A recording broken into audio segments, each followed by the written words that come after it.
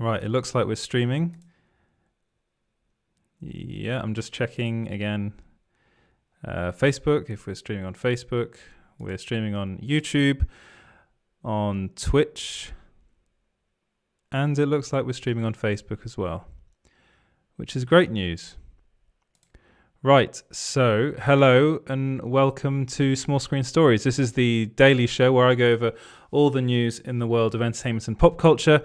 And I'm Edward Lauder, I'm the editor of Small Screen. And let's just start off at the very beginning with what is possibly the biggest bit of news of the day, is that John Boyega revealed in an interview with BBC that he had a telephone call with Kathleen Kennedy, and he actually called it transparent and honest, which I think that's pretty interesting. So all of this stems from the comments he made in a GQ article, in which he basically heavily criticized Disney for what they did with him and other characters and actors of color in the Star Wars franchise, which is basically let's take him for example, and how John Boyega's character Finn was really set up to be one of the main characters in the Star Wars franchise, and ended up being kind of he was pushed a bit to the side. He was, yet his character was still kind of left, right, and center as far as promotional materials concerned. So this was really the problem that he had with the way the studio saw him and other actors of color, and really put them to one side. The same thing can be said about a bunch of characters in the Star Wars universe. It's very much, and he also said that they gave all the nuance to Adam Driver and Daisy Ridley's characters, which is very true. They really did. And even to a certain extent, like Poe and Finn were set up as the three main characters, but in the end, they really weren't. And there wasn't really as much time given to, say, Poe and Finn as there was to Princess Leia and Han Solo in the original trilogy. And it's something that really bothered John Boyega, and he just had to speak out about it, which he did in a really good interview. If you have time, go and check out the interview in GQ magazine. It was really interesting. And anyway, he was talking to the BBC, and it was promoting the release of Steve McQueen's film Red, White, and Blue. And in that interview, he said, "So I got on the phone. I got on a phone call with Kathleen Kennedy, and she verbally showed support, and we got to have a really nice, transparent, honest conversation that is beneficial for us both." So then he went on to add that it could sound like he's trying to save his own career, but he's definitely not. So he said, "I think these kinds of conversations, you can go into the realm of sounding like you're just trying to save your own career. But what is great now is that what is great now is that it is a conversation that anyone has access to. Now people can express themselves about this, knowing that any character we love, especially in these big franchises like the Marvels and Star Wars, we love them because of the moments that they are given. We love them because of those moments and their heroic moments that these producers all decide for these characters. So we need to see that in our characters, and that are maybe black and from other cultures." So he's saying that they need more representation, but not just representation. It needs to go further than that. That they need to be more than just. We need to have black characters and characters from other cultures that are more than just side characters, and that's really what he's getting at here. And one of the things that they really tried to do with the Star Wars franchise was be more inclusive, but in the end, they ended up it was kind of half-assed, really. So it was something that they really tried to push, and then in the end they didn't quite do it justice, because in the end the two main characters were still the two white characters. And it's something that they really do need to address moving forward, potentially with some of the TV shows that are coming out. So we're already seeing The Mandalorian. Maybe in the future that will start addressing those things as well. It's something that's obviously on Kathleen Kennedy's mind, and hopefully she'll be able to sort this out. But let me know what you guys think about all of this in the comments below. Right, moving on to Scarlett Johansson. So Scarlett Johansson actually revealed why a Black Widow movie couldn't have happened before now. So I'm pretty sure you all know we're about to get a Black Widow movie. We were supposed to get it this year, but unfortunately that was pushed into 2021. So there are rumors, actually, incidentally, that this film might be released on Disney Plus. There are rumors, of course, that there was a Deadline article that was released recently that said that wasn't, according to them, the case, that Disney was actually looking at other films like Cruella and Pinocchio to release those on Disney Plus rather than Black Widow, which also makes sense because Black Widow is going to be their big tentpole release in 2021, at least one of them. It was supposed to be their big tentpole release of 2020.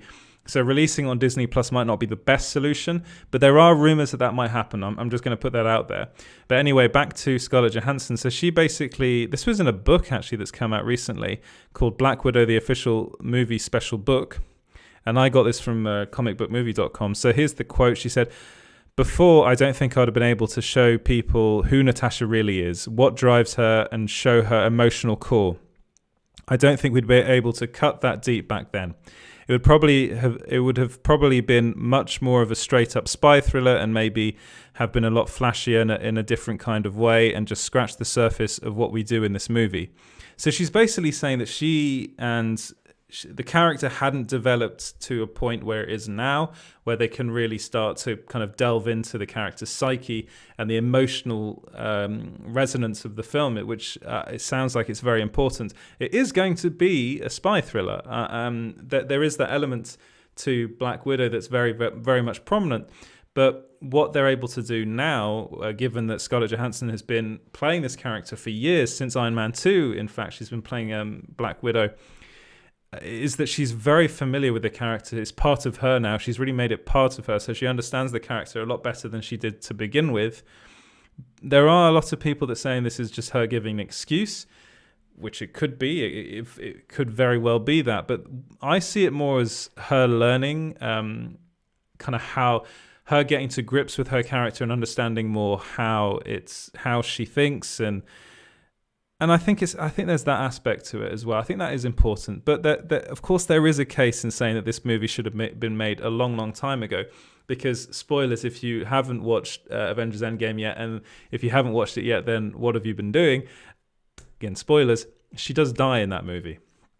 Which it seems like a bit of a shame to have a Black Widow movie come out after she's died in the main Marvel Cinematic Universe films. Well, not the main ones, but the previous ones.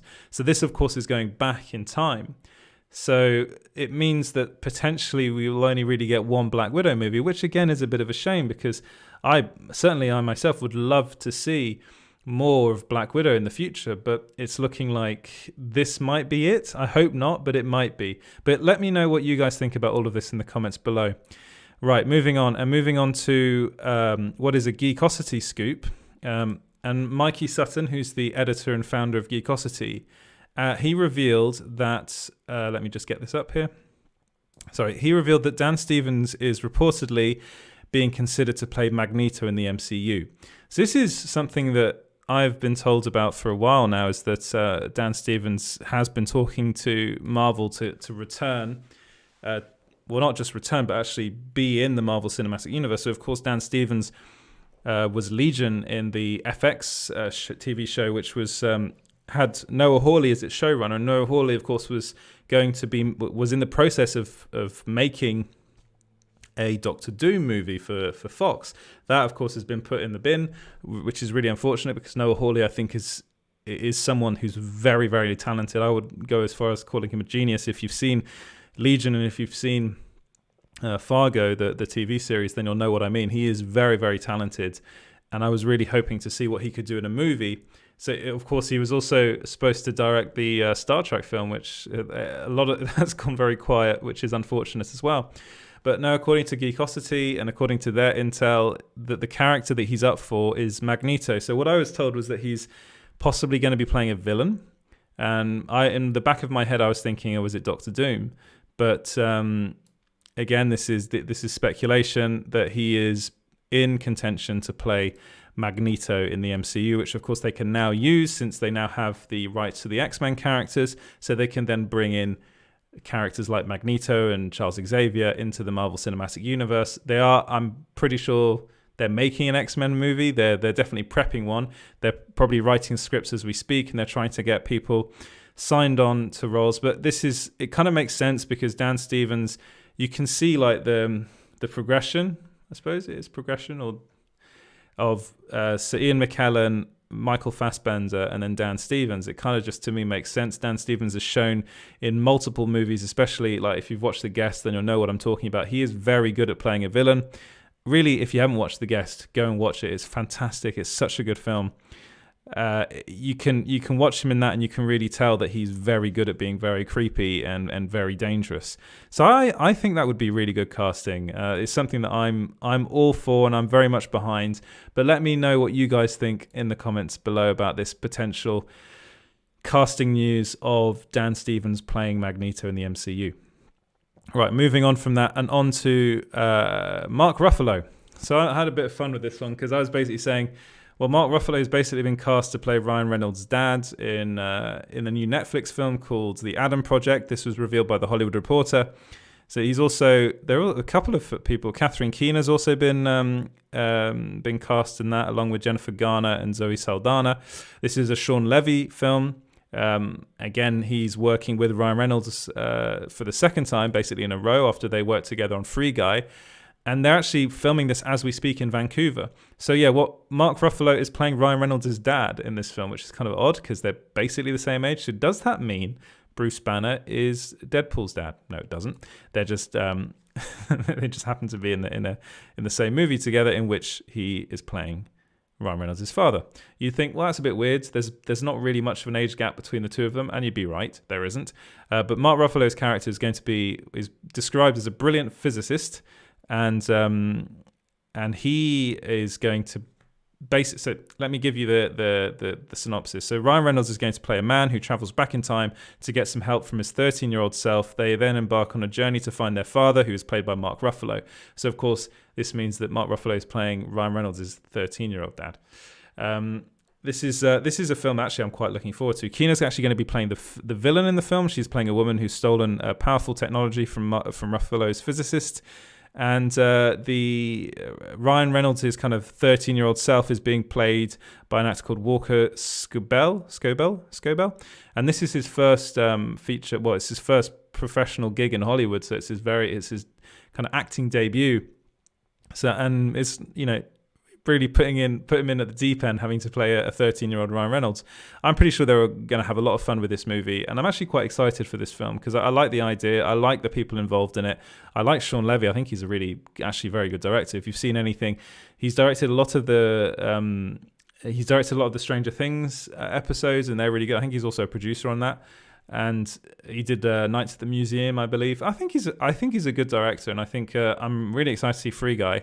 And I'm actually very, very looking forward to seeing this follow-up movie that he's doing for Netflix with Ryan Reynolds. They seem like they're a good combo, and they seem to really be enjoying working together. But let me know what you guys think about all of this in the comments below. Right, moving away from movies and moving on to TV shows. So.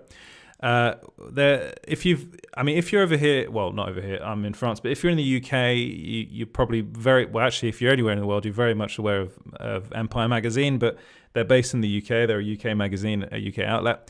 But their recent, there's a big interview in their recent edition. So I was trying to think of the word then. And it's all about WandaVision, and it's an interview with Kevin Feige, which is actually really rare. It's really rare to get an interview this big with Kevin Feige, but of course, Empire have the contacts in that department. But they're basically talking about WandaVision, and Kevin Feige revealed that that Scarlet Witch is going to have hidden powers in this. Well, they're going to be revealed in this upcoming series, which to me I am very, very much looking forward to seeing this, because it seems like it seems completely different from everything we've seen from the MCU before. It's kind of a 1950s setting, maybe even 40s. It's shot like a sitcom. It's all seemingly taking place in Scarlet Witch's own head, which is very, very meta. It's very strange. And I'm really looking forward to seeing this. It seems like it's really pushing the boundaries of what they can do in the Marvel Cinematic Universe. So, with that in mind, here's what here's what Kevin Feige had to say. If you look at the Infinity Saga, I don't think any single person has gone through more pain and trauma than Wanda Maximoff. And no character seems to be as powerful as Wanda Maximoff. And no character has the power set that is as ill-defined and unexplored as Wanda Maximoff. So it seems exploring that would be worthwhile post-Endgame. Who else is aware of that power? Where did it come from? Did the Mind Stone unlock it? So he's talking about all the pain and trauma she's gone through. She's gone through more pain and trauma than anybody else in the Marvel Cinematic Universe, really, believe me. She lost her brother in Quicksilver, who reportedly is going to be coming back in WandaVision, but of course it's all taking place in her head. So Aaron Taylor-Johnson's going to be playing Quicksilver again, reportedly again. Then she lost her lover in Paul Bettany's Vision. So there's a lot going on. You know, there's so much going on there. She couldn't save the man. Well, I suppose you can call him the man. She loved from Thanos. It's a heartbreaking scene, and he's of course like him and Black Widow, the two kind of permadeaths, let's call it, in the Marvel Cinematic Universe. That Paul Bettany is in this show, but as far as the continuity of the MCU is concerned, he is dead. Which is, again, Vision was one of the most powerful Avengers, which is quite surprising. So, and it's interesting that the whole bit with the Mind Stone is very interesting because that of course, that is linked to Vision. So did that unlock something in her? I think she's going to end up becoming the kind of, at least in Doctor Strange 2, I think she'll have quite a prominent role in that movie, and I think she's going to be an antagonist. And I have a suspicion that Benedict Cumberbatch's Doctor Strange is going to turn up towards the end of this series, the WandaVision series, and is going to have to try and fix things, but then ends up making things even worse. We've already seen actually that in the synopsis, the plot synopsis for Doctor Strange 2 is that he's messing around with the Time Stone.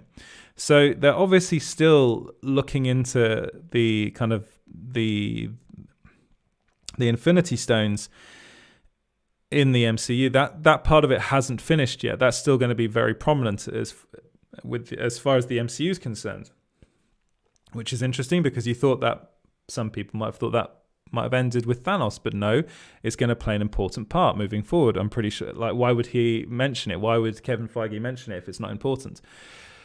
So I'm thinking that this WandaVision TV show is going to lead into Doctor Strange 2. And then from Doctor Strange 2, we're going to see all sorts of chaos and havoc unleashed by Scarlet Witch. I'm really excited to see that. If that's the case, I'm also very much excited to see Benedict Cumberbatch turning up at the end of this as Doctor Strange at the end of WandaVision. Let's give it a 60% positive that this is happening. So it's more than 50. I think it's going to happen. And I'm really, really looking forward to this show. I'm looking forward to seeing what these hidden powers, these new powers of Scarlet Witch are, because I think she is the most powerful being. She could end up being the most powerful being in the MCU. But let me know what you guys think in the comments below. All right, moving on to the Umbrella Academy Season 3, Episode 1. So it was tweeted by Netflix Q, which is one of Netflix's many, many Twitter accounts. So they basically tweeted the front page of the script for episode 1, which is written by Steve Blackman, who's the showrunner, and I am blanking on his... sorry, it's taking a while to get up. Michelle Lovretta, who they both wrote the script together, and it was revealed that the episode is going to be called... Sorry, my internet is very, very slow at the moment. What is the episode called? Oh dear. God, my internet's just crashed. Okay, Meet the Family. That's what it's been called. And that's something that I am very, very much looking forward to seeing. It's basically teasing a family reunion. And this is something that, if you've read the Umbrella Academy, then it seems as though they're bringing the Shadow Academy, which is very exciting for those of you who know anything about the Umbrella Academy. This episode, of course, is actually being directed by a friend of the show, Jeremy Webb.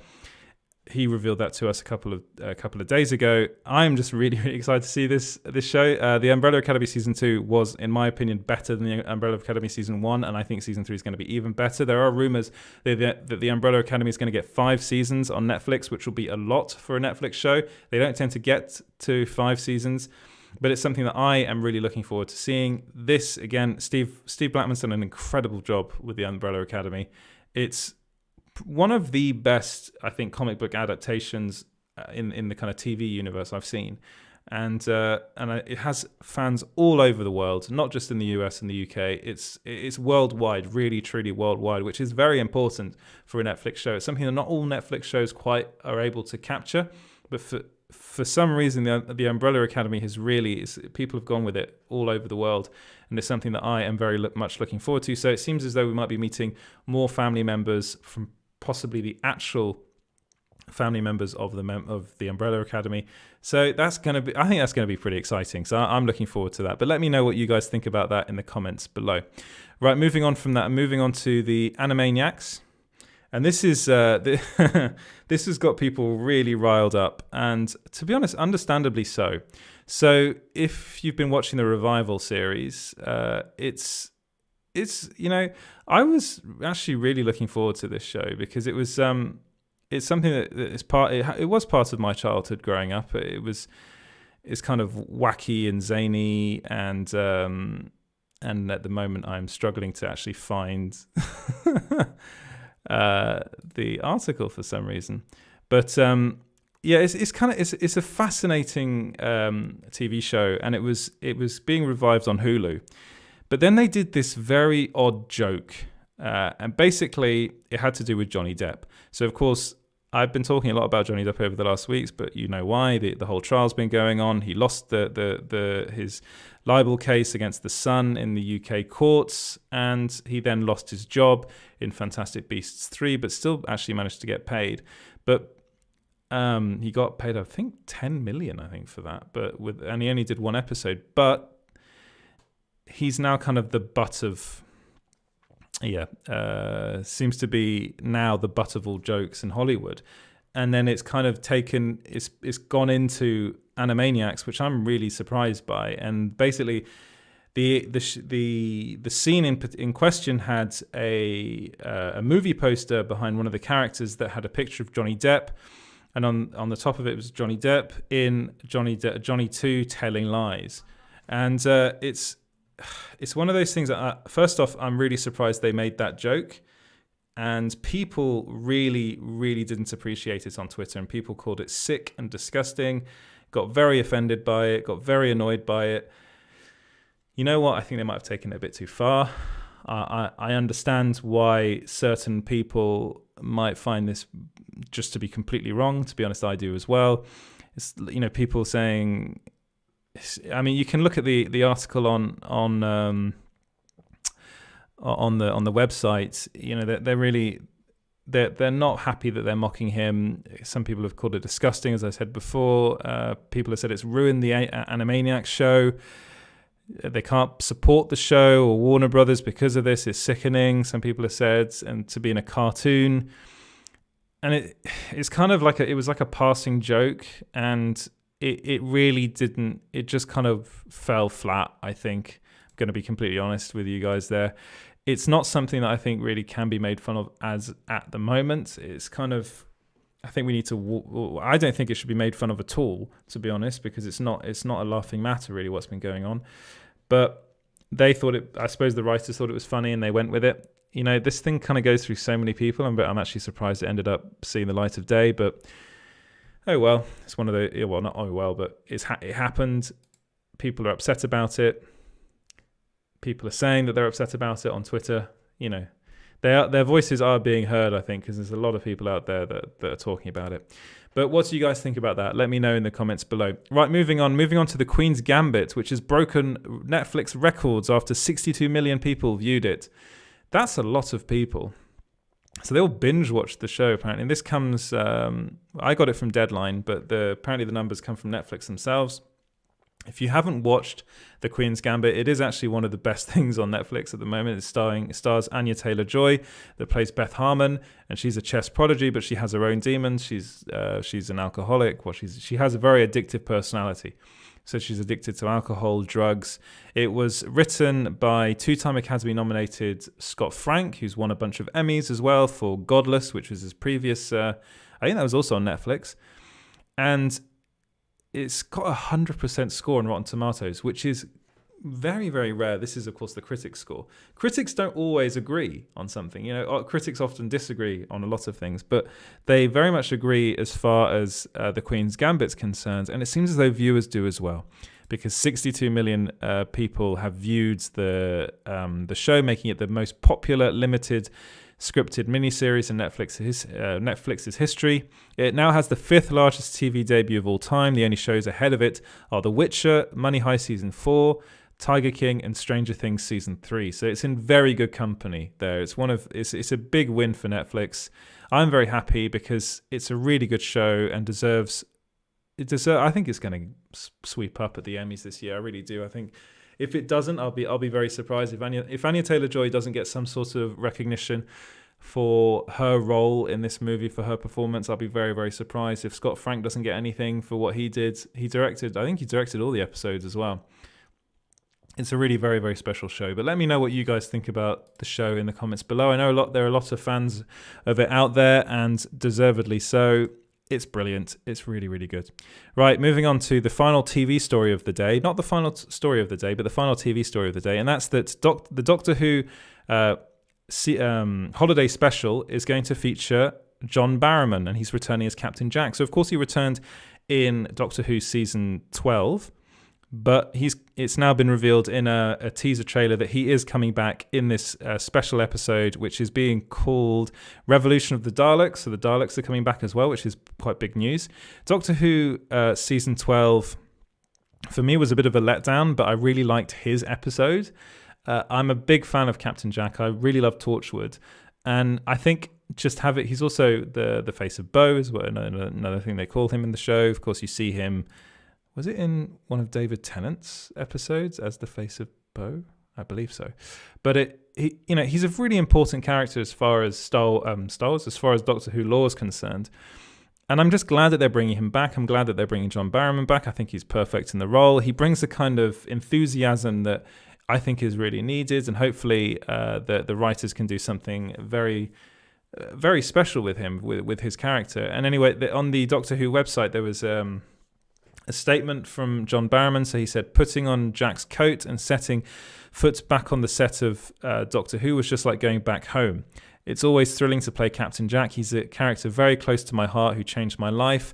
And I know, and to know the fans love him as much as I do makes his return even sweeter. I hope everyone enjoys Jack's heroic adventure with 13. So it seems as though he's going to be in season 13 as well, not just the holiday special, which is good. I think he's I think he deserves it. I think the character's really fascinating. I think the show kind of needs it. It needs him, and hopefully, fingers crossed, this next season will be better than the ones that have come before it, because kind of the Chris Chibnall Doctor Who seasons haven't been as good as they should be, because I think they're really I honestly think there's an issue, because you've got really a potentially fantastic Doctor in Jodie Whittaker, who's being let down by the scripts. She's being let down by the stories, and I really think they need to kind of get their act together and really start making a show that was as good as it used to be. During the David Tennant years, it was fantastic. Even before that, I'm blanking on the actor's name right now, as I do often, but I loved that one season that he was in. You'll probably let me know in the comments who I'm thinking of. I'm seriously blanking on his name. There are even lots of Matt Smith episodes that I really liked, and I kind of tapered off after then. But I was trying to get back into it with Jodie Whittaker, but it really wasn't as good as I wanted it to be. Hopefully this next season will be. Right, so the final news of the day is that Ready Player 2 is now out. So if you the book, not the movie. If you're into pop culture at all, then you'll probably you would have heard of Ready Player One, which is a book written by Ernest Cline and then made into a movie directed by Steven Spielberg. I'm not sure if he's going to be directing a sequel, but it looks as though they're trying to get him on board for this sequel. But the book's come out today, and people went a bit crazy about it on Twitter and started basically sharing that they bought it and getting really excited about it. And then some people made some jokes about some of the writing, which, Ernest Cline isn't the best writer in the world, I will admit that, but I really do love the story in Ready Player One. I'll admit it, I'm listening to the audiobook now. I'm not reading it. I did want to, but I didn't. I at the moment I don't have a Kindle, and I didn't really. I wanted to listen to it on Audible. I like Will Wheaton's performance. The way he reads it, I think, is really quite good actually, and it kind of brings the book to life. But there are a lot of shots of passages from the book that they do read quite badly, I'm going to be honest. But you're not buying Ready Player One because of the way it's written. You're buying it because of the story. You're buying it because of the world. And I, for one, am very, very excited to finish this story. It's something that I've been looking forward to for a long, long time now. And also I'm looking forward to the sequel. I really, really enjoyed Ready Player One, Steven Spielberg's Ready Player One. Hopefully he'll direct the second one, and hopefully it'll be just as good, potentially even better.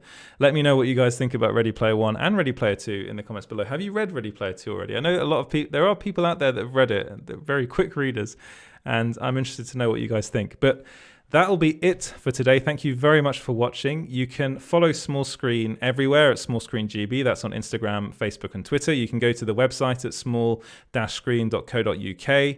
You can, if you don't like watching live streams, you can listen to this as a podcast, which is at Small Screen Stories, wherever you get your podcasts. If you're listening on Apple Podcasts, then please give us 5 stars. That'd be wonderful. If you could like and subscribe, that'd be great as well. That'd be really, really helpful and really, really appreciated. If you're watching on Facebook, share, like the page, follow the page, do all of that stuff. And with that, I'll say good night or good morning, or whatever time it is where you guys are. Thank you very much for watching, and I'll see you in the next video. Cheers.